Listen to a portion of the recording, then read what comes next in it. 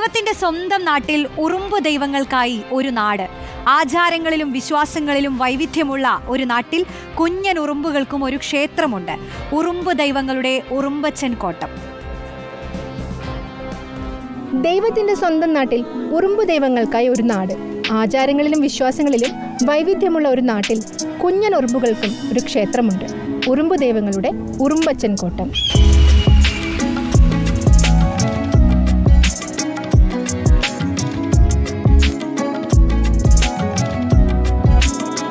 സാധാരണ വീടുകളിൽ ഉറുമ്പിനെ കണ്ടാൽ എങ്ങനെ ഓടിക്കുമെന്നതാണ് ചിന്ത.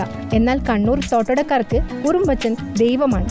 ഉറുമ്പ് ശല്യം കൊണ്ട് പൊറുതിമുട്ടിയവർ ദൂരദേശങ്ങളിൽ നിന്ന് പോലും ഉറുമ്പച്ചൻ കോട്ടം തേടിയെത്തും. ഉറുമ്പച്ചന്റെ സാന്നിധ്യമുണ്ടെന്ന് വിശ്വസിക്കുന്ന ഒരു തറയാണ് ഇവിടുത്തെ പ്രതിഷ്ഠ. എൻ്റെ അനുഭവത്തിൽ വെച്ചാൽ ഞാനിവിടെ ഉള്ള ഒരാൾ വന്നു, ഗൾഫുകാരനാണ്, കടമ്പൂരുകാരൻ. അപ്പോൾ അയാൾ ഇങ്ങനെ അറിഞ്ഞിട്ട് വന്നു. എന്നോട് പറഞ്ഞു ഇങ്ങനെ പിന്നെ ഞാൻ ഗൾഫിലാണ്, നാട്ടിൽ വന്നേരം അറിഞ്ഞത് ഇങ്ങനെ ഉറുമ്പ്. അപ്പോൾ ഗൾഫിൽ ഞാൻ പുറത്തിറങ്ങി കഴിഞ്ഞാൽ ഒരു ജാതി ഉറുമ്പ്, പറക്കുന്ന ഉറുമ്പ് വന്നിട്ട് എന്നെ കടിക്കും. എന്നിട്ട് മേലാകെ കൊണ്ടുപോയിട്ട് ഡോക്ടറെ കാണിക്കും. ഡോക്ടറെ കാണിച്ചാൽ പിന്നെ പിന്നെയും കടിക്കും. പിന്നെയും ഇപ്പോൾ ഇവിടെ വന്നേരം ഇങ്ങനെ പറഞ്ഞാൽ ഇങ്ങനെ ഉറുമ്പ്. അപ്പോൾ ഇവിടെ വന്ന് തേങ്ങ എല്ലാം ഉടച്ച്, അപ്പോൾ അയാൾ കുറച്ച് ആളുടെ ഇവിടെ ഞാൻ പറഞ്ഞിങ്ങനെ സംക്രമത്തിലാണ്. സംക്രമത്തിൽ നിങ്ങൾ തേങ്ങ വീടെല്ലാം ഒഴിഞ്ഞിട്ട് പ്രാർത്ഥിച്ചിട്ട് അപ്പോഴേക്ക് ഇവിടുന്ന് അങ്ങോട്ടേക്ക് പോകാനാവും. അങ്ങനെയാണ്. ഉറുമ്പുകൾക്ക് ക്ഷേത്രം പണിതതിന് പിന്നിലും ഒരു കഥയുണ്ട്.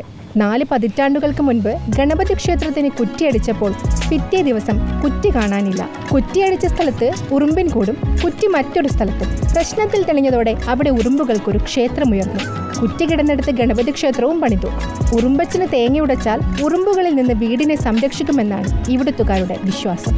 വീഡിയോ ജേർണലിസ്റ്റ് ലിമേഷ് ചെറുപാശിക്കൊപ്പം reporter Thushara Pramod, in reporter, Kannur.